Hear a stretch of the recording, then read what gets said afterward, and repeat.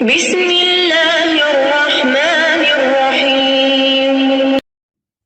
حضرت عمر فاروق رضی اللہ عنہ نے فرمایا، دنیا کی عزت مال سے ہے اور آخرت کی عزت اعمال سے ہے۔ رسول صلی اللہ علیہ وسلم نے فرمایا، جس شخص نے کسی ایسے مریض کی عیادت کی جس کی موت کا وقت ابھی نہیں آیا ہے اور اس کے لیے 7 مرتبہ یہ دعا کی تو اللہ تعالیٰ اسے ضرور شفا عطا فرمائیں گے۔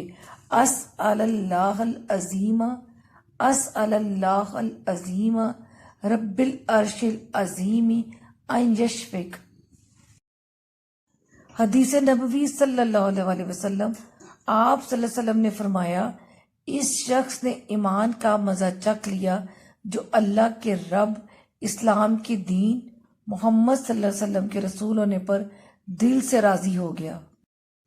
بسم اللہ الرحمن الرحیم۔ جائز وسیلہ۔ دعا میں وسیلے کی 3 قسمیں مشروع جائز ہیں۔ انسان اللہ تعالیٰ کو اس کے اسماء حسنہ کا وسیلہ پیش کرے، مثلاً یا اللہ تجھے تیری رحمت کا واسطہ ہمارے حال پر رحم فرما۔ فرمانے باری تعالیٰ ہے، اللہ تعالیٰ کے بہت اچھے اچھے نام ہیں، ان سے ان ناموں کے ساتھ دعا کیا کرو۔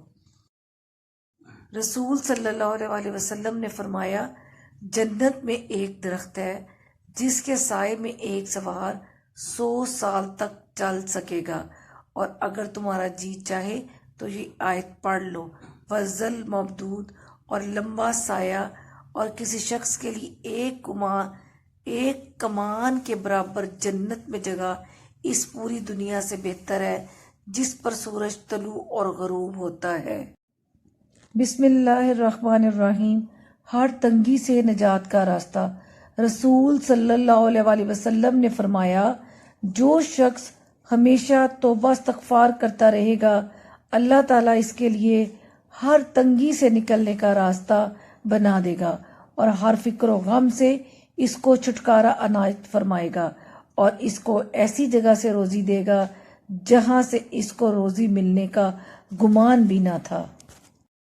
حدیث نبوی صلی اللہ علیہ وسلم، شکر کی توفیق نعمت سے بڑھ کر ہے۔ رسول نبی کریم صلی اللہ علیہ وسلم نے فرمایا، جب اللہ رب العزت بندے کو کوئی نعمت عطا فرماتا ہے اور وہ بندہ اس نعمت کے ملنے پر الحمدللہ کہتا ہے تو بندے نے جو شکر ادا کیا وہ اس سے ملنے والی نعمت سے افضل ہوتا ہے۔ بسم اللہ الرحمن الرحیم۔ یا معزو، جو شخص جمعہ کے دن 41 بار مغرب کی نماز کے بعد پڑھے گا، اللہ تعالیٰ اس کو اتنی عزت دیں گے کہ لوگ جب اس کا نام لیں گے تو خیرت سے دانتوں میں انگلیاں دبا لیا کریں گے۔ رسول صلی اللہ علیہ وسلم نے فرمایا، علم کی فضیلت عبادت کی فضیلت سے بہتر ہے، اور تمہارے دین کی سب سے اچھی چیز تقوی اور پرہیزگاری ہے۔